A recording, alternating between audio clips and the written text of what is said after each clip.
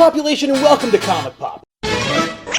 The X-Men Apocalypse trailer that dropped this week looks freaking fantastic. And while I'm not a huge fan of what Marvel is doing with the comics in the wake of Fox not playing ball cinematically, I am kind of a fan of what Fox is doing with the X franchise in general. I like the majority of those movies, and this one seems to be the most like the comics, which can be both a blessing and a curse. But if you told me that I would see a comic-accurate Psylocke using the focused totality of her psychic abilities into a Psyblade on screen in the 8th installment of an X-Men movie franchise, I'd have called you a freaking liar, and I would have been right to do it, even if I would have been wrong.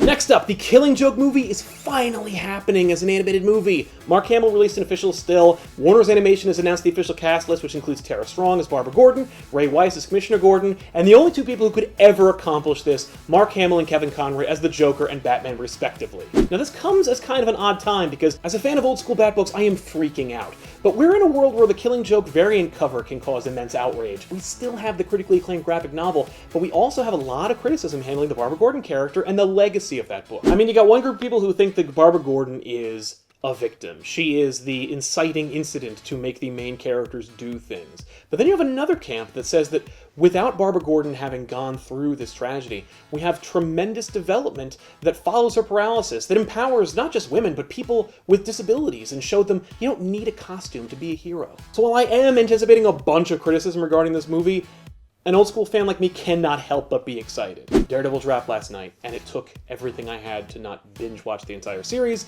The first episode, of course, is fantastic, and you can check out my experience on that, possibly in a commentary episode in the near future, so look out for that. Also, heads up to California fans, are you going to WonderCon? Because I'm going to WonderCon, along with Benny the Comic Historian, Rob from Comics Explained, Faust from It's Super Effective. We're all going to be there signing stuff and meeting and greeting, photos and selfies and all that stuff, so if you're in California, if you're going to WonderCon, I'll see you on Saturday or Sunday. Well, that's it for me this week. Thanks so much for watching, everybody, and hey, keep an eye out for my Batman vs. Superman reaction and my reaction to Daredevil Season 2. I'm looking forward to share my opinions about them, and hearing yours as well in the comment section down below. Which one are you more excited about? Me?